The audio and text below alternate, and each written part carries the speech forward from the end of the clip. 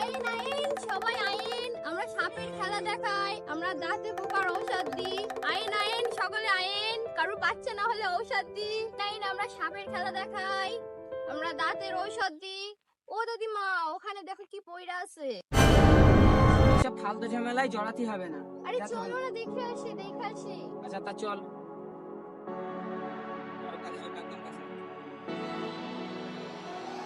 তো কাল নাগে নিতে কেটেছি।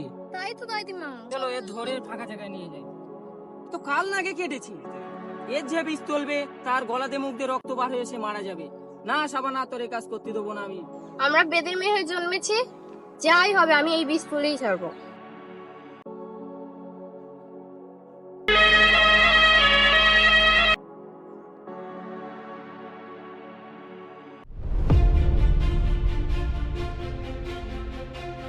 আমি কোথায়? আমি কোথায়? বাবা, তোমার বাড়িটা কোথায়? আমার বাড়ি আমডাঙ্গায়। আমি জমিদারের ছেলে। তোমার তো সাপে কেটেছিল, তা তোমাকে আমার বাড়ি নিয়ে যাব, সুস্থ করে তারপর তোমার বাড়িতে পাঠাবো। বাবা না, চল বাড়িতে চল। চলো চলো, বাড়ি চলে এসছি।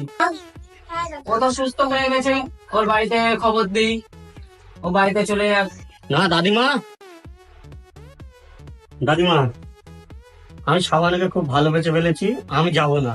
তো জমিদারের ছেলে আছিস, তুই আমাদের এই ভাঙা ঘরে তুই থাকতে পারবি? কেন পারবো না দাদিমা? আমাকে তোমাদের মতন সাপের খেলা শিখিয়ে দাও। তুই পারবি সাপের খেলা শিখতে?